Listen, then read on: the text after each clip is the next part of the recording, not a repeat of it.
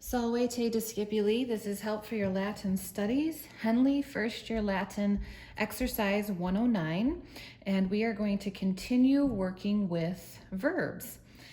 Of the first conjugation in particular, we've been given a few verbs in our latest vocabulary list on, page 103, laudo, praise, occupo, seize, apugno, attack or assault, oro, beg or pray, and paro, prepare or get ready. Okay, so with that in mind, we are going to take a look at exercise 109.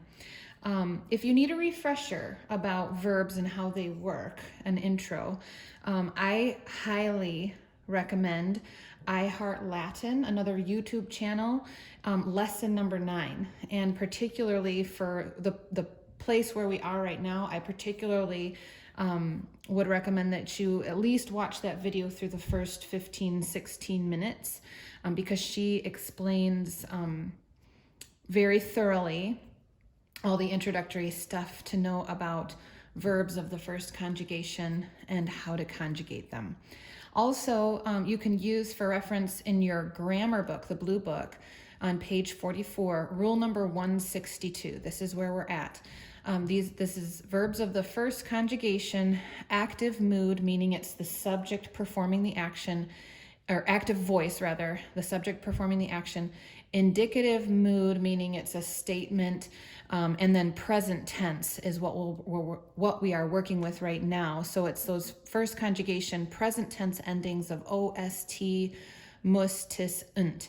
And those endings, you'll remember, are going to help to indicate number and person of the verb. Who's doing the action and how many? Is it one, more than one? Is it I, you, he, she, it, and so forth? Okay, and then also remember that when we conjugate these first conjugation verbs in the present tense, there are 3 ways to translate. So for example, and you'll notice here in your grammar book, laudo can be translated in the present tense. So this is action that's happening right now as I praise, I am praising, or I do praise. So if you see an English sentence with any of those forms, you can translate that as laudo.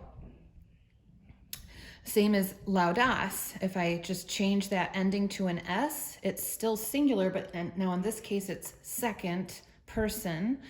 And so it would be translated as you praise, you are praising, or you do praise.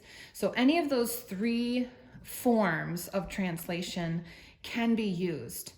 And so when we're translating, particularly in exercise 109, you're going to see varying forms, but they're all present tense. And so you would use the same verb, whether it's he is praying, he prays, or he does pray, like it says in number 1. So let's go ahead and get started here with number 1, which says he is praying, and it simply wants us to translate.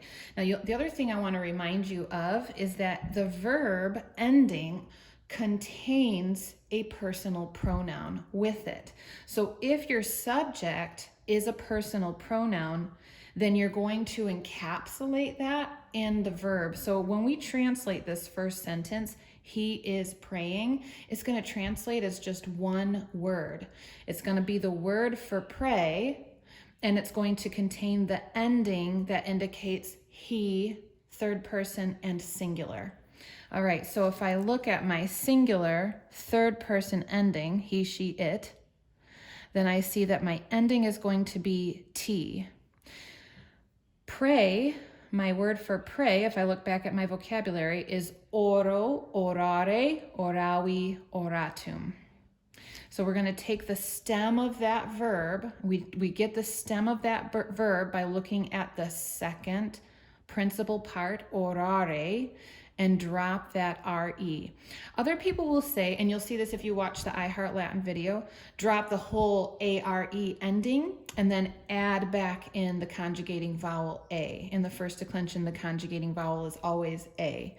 So OR is my stem for oro, orare.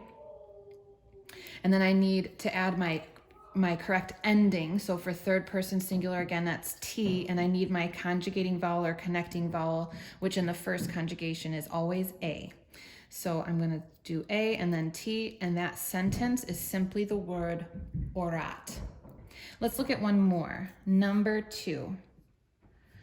In the book it says, you are preparing. Okay, so my verb is preparing. Again, I can translate that verb in 3 different ways, like you prepare, you are preparing, or you do prepare, right? In this case, we're just saying you are preparing.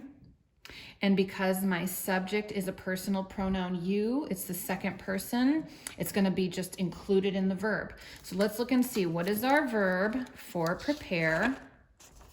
Here it is, paro. And if we give all 4 principal parts, it'd be paro, parare, parawi, paratum, or paratus, it gives in Henle. So I want to take that verb, I want to find that stem, which is to say, take the second principal part, parare, drop the are ending, and I have par. And then I need to add in my connecting vowel or my conjugating vowel, which in the first conjugation is always A. And then I need to give the appropriate ending to match or to agree with the person and number, which in this case is singular second person. So if I look here in my grammar book, second person singular ending is S, paras. Okay, so orat, he is praying. Paras, you are preparing. And you want to just keep going by translating those verbs with the appropriate ending. Some of these small sentences are going to include direct object nouns, which you already know how to handle. And some of them are going to ask a question. Remember, the word what is quid. And then we have the statement, he does praise. So it's just going to be quid. And then however you would translate that one verb, praise, to have the correct number and person reflected.